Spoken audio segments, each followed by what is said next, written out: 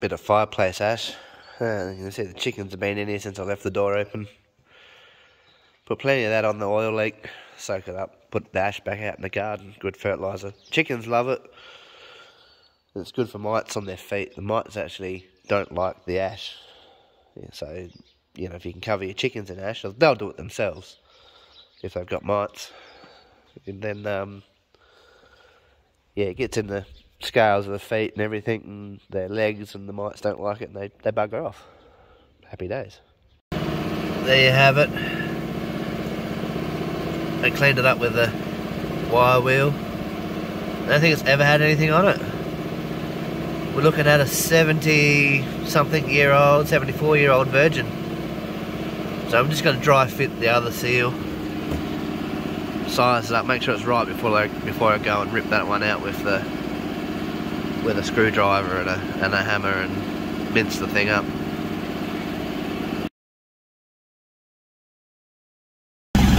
Done. Finally done. It's only got one seal in it, whereas this old one had, well, two. They would have been leather. By the looks of it, it's original. So, never been changed, never had anything on it. A virgin. Anyway, they probably never will have anything on it. But I needed to keep the oil in.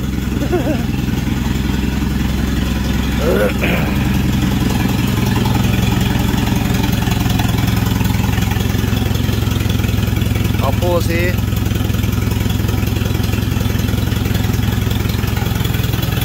So, Butte is near Kadena. I left it up because I was going to prop it up and take the grill off, seeing as I bent that up and straighten it. But I might let it down anyway. You can pause on this one here. I'll pause here for a minute myself. It's a very heavy duty pump for what it does. Obviously single action rams. So this module would need to be replaced. This full valve, I suppose you'd call it. And you'd have to redo all the piping. My old man was always like, take these off and, you know, we'll do it. We'll change the seals in here if they're not already equipped. And I'm like, don't worry about it. And the thing is, it's had a bit of a hard life. These get a bit stiff. But the thing is, when you start pushing, you can actually pick the front wheels up off the ground. But yeah, like I used to have it all lubricated with some oil. So you pull the lever and it gets stuck. So I might have to fine tune it. I have bent this all around before, because I've had it break off before. I picked up a bucket of dirt one day and all the linkage come off on that side. And of course it dropped the bucket. And so obviously to reset it, you put it down like this as you're driving backwards, and then it goes click, and then you can pick it back up. So yeah, and I'll probably need a bit heavier spring. But yeah, it needs a bit of lubrication, and the bucket needs a bit of work. So yeah, but it's always done what I needed it to do. The other thing we were going to do is put a crowd ram on it and delete this trip mechanism, which would have meant changing all the hydraulic setup anyway, or adding another one off with the pressure side and then having it go into the return for its own return, which would have been in, I don't know, 3/4, I would say, instead of this big, I think this is inch, this hydraulic line. So anyway, well, we never did. This is all on here from somebody else. They're all somebody else's lift points. I often hook a shackle into there and a chain off of it, or around the back and over the front. So I haven't cut anything off because I do actually use it, and then even when I'm not using it, I just loop the chain all around this, and then I can use the bucket usually and leave the shackle in there. So yeah, it's pretty bloody heavy.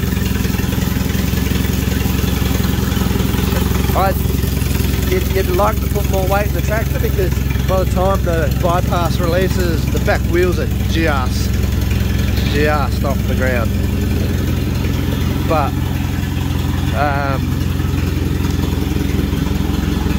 you know, like, it's that heavy that they're trying to get it running in road gear, obviously coming out of 4th and then going into 5th, 4th being your fastest work gear. It's that heavy that it loses all momentum the slightest uphill, and you know, like, if you miss the gear, you go back into 4th, start again.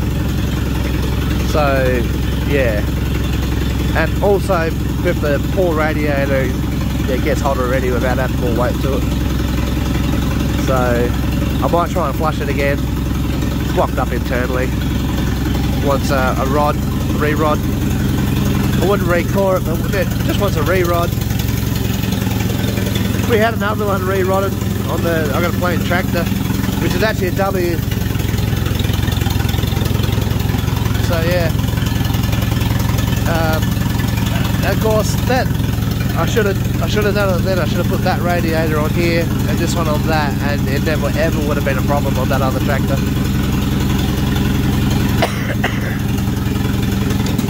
Oh. That simple job took that much energy out of me, just cleaning that shaft up, because I wanted that shaft clean. To find that it's never been used. So yeah, like, because I'm still pretty crook. That makes a noise, and the other thing you hear from time to time is the chain hits the fan blades. Fan blades have been cut out, but every now and again it gets the right whip in it, or you know, when it starts to get loose, you need to adjust it again. So yeah, I'm gonna get some motorcycle chain lube, because what I used on it dried out already. Yeah. So the gearbox has still got plenty of oil in it. I checked the front once the tractor was actually level, because these back tyres are a bit smaller. They're supposed to have, well, what are these, 13.6, I think 18.4s on there. 18.4 28s is what it had. And of course the back was still a lot higher then. And that makes the tractor level, where it's actually sitting bummed down. So yeah, and I noticed it straight up when we put these tyres on, because where the cutting edge sits doesn't sit flat anymore. And I always was going to adjust that, but I wanted to get another tyre for it. The time has come, but now I don't use it as a loader for dirt so much anymore. So I've done more tree work with it, pulling trees around with it, like off of roads and bloody. I've pushed a few stumps out, carried them home so we can cut them out. We'll cut them up when roads have been blocked, things like that. But yeah. So there she is. The lights do work. Watch the bloody battery voltage go down. Straight to decharge. This one's been exposed to the elements, so it's a bit rusty. I was always going to put the pair of them on the front, but I only had 2 of them. And I needed something. I used to play around all hours of the night, and so I needed something to look behind me, obviously. So I put the other one on the back, which happens to be the spotlight, where the one at the front's a flood. That's sometimes why I leave her idled up a bit too. Just a little bit. Just says it does charge. It does charge. It puts about 2 amps in at idle. But I think it's almost an equilibrium with what the coil uses. So, yeah. And see, looking at the grill, it's hard to say what emblem it had, but it only says a standard. It doesn't say super on it anywhere, so I think it was a standard. So it probably would have had the wide emblem. But usually when they have, this may have even come off a different tractor, who knows? Because the guy I got this from had 3 of them. But that bonnet might not even be for this tractor either.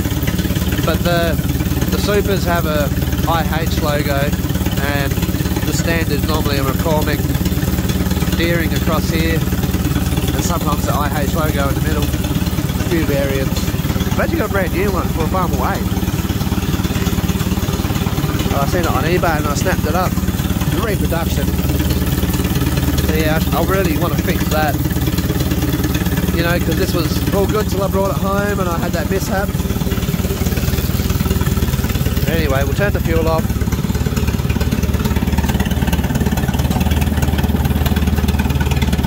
It's not where it's supposed to be. My tap's gone around a little bit further than normal. This time when I vacuumed out the fuel tank. So when I go to feel for it, it's not natural anymore. And I've got petrol in the kerosene tank.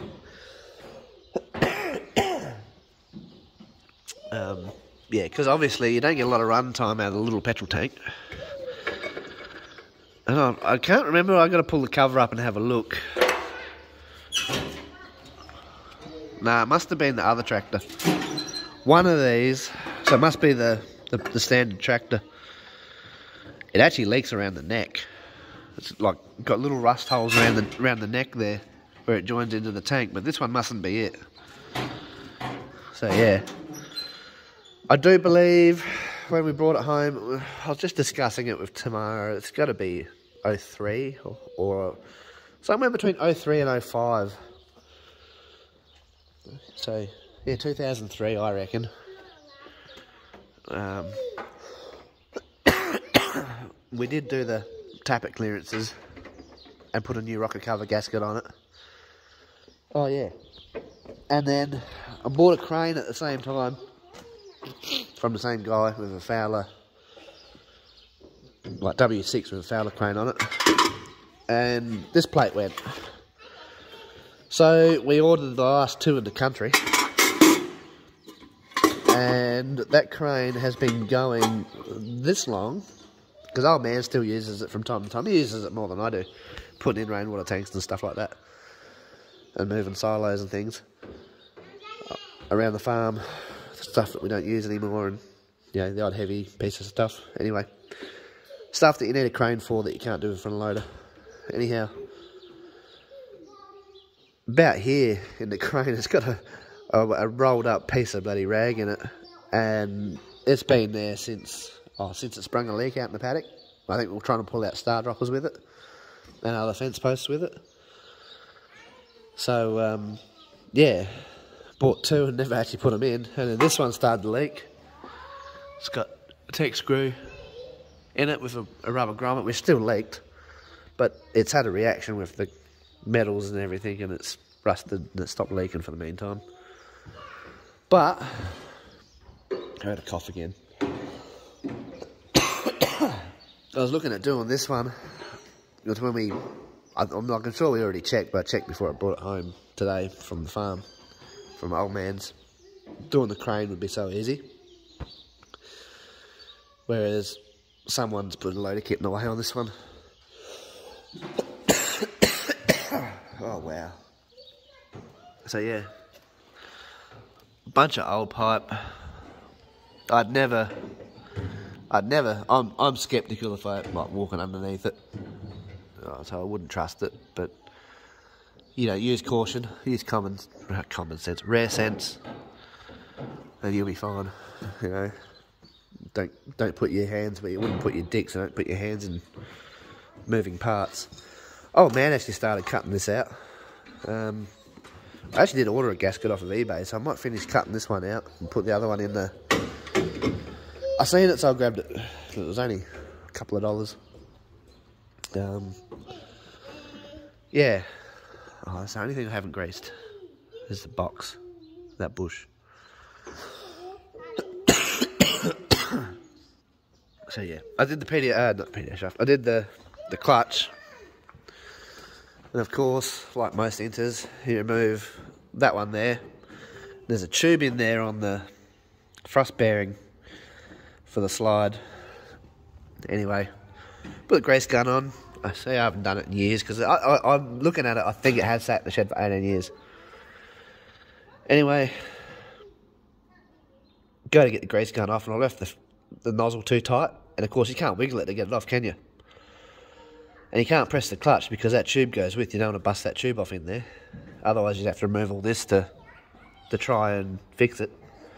Because you wouldn't get much room through that service plate underneath, which I've taken off because it was holding water. Even though it's got a hole in it, so it's sitting there. And that's where it'll live for the rest of its life.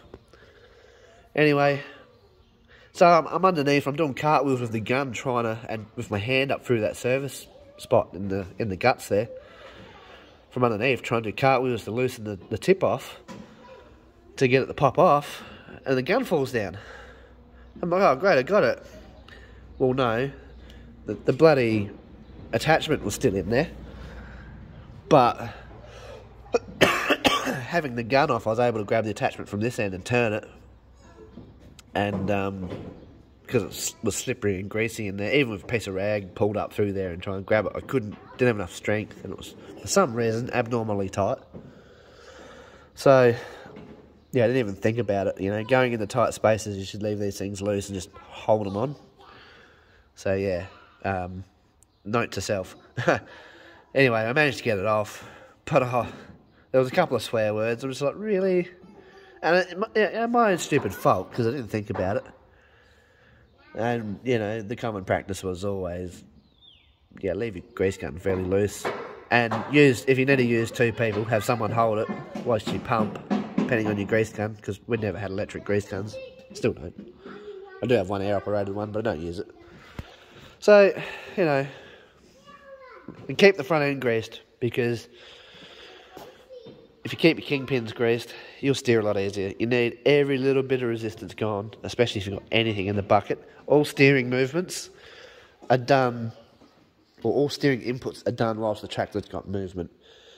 You can turn it on the spot if you need to, but not with anything in the bucket. If you get yourself into trouble, you know, you've got to rock it back and forth so you can get the wheels to turn, you know. Otherwise, you know, like, it's just not going to happen. Even with 60 pound in those front tyres, so, yeah. Something to think about. And you shouldn't dry steer. I think that's what they call it, dry steer. Anything, really. Because it's just wear on all the other components. So, yeah. But that's what the old girl looks like. That's where we're at. I will pull this wheel off because I've got to get that brake off and do that brake seal. Because it runs out of that little nipple there. Well, it's a drain hole in case said thing happens. It doesn't leak too bad with the amount of oil that I've got in the box, considering I think I've overfilled it. So it can wait for a while until I've got plenty of time. This is the steering, it's been beefed up. Obviously they've put a piece of flat bar on it. They've done the same with the drag link in the front too. That's got flat bar on it to stop it bending in the middle. So yeah, basically I take this wheel off, undo that from there, wind the steering box all the way back, and I'll get access into the brakes on this wheel, and then I'll be able to do that pinion shaft seal and clean the oil off the brakes because they're a bit gummy. So yeah, and these actually have two different types of brakes too. I didn't actually know that until I did a bit of research. So I believe that this has got the swash plate with the four ball bearings in there that spread the two plates apart, and it's got the discs. Being that, well, that's only tin. So maybe not. I don't know. I'll find out when I pull it apart. There'll be another video when that happens. But there's also a band brake as well. So just a wheel and a conventional band available. But I don't know. I believe it's later like your bigger disc brake tractors. I believe it's actually like that. If it's a band, you can re-rivet the material yourself and buy the material, the braking material, if you ever needed to. But yeah, or if you got real stuck, there are thousands and thousands of Fergie parts, and you know, I'm sure you could take a rear brake lining kit and trim it down and modify it, even if it's got 2 joins in it, to make a band, if you can get the flex out of it. That's actually a TEF. Oh, hang on. TED, not TEA. So yeah, the TEF is diesel. So yeah, that's a fairly late one, believe it or not. Anyhow, that's all we have.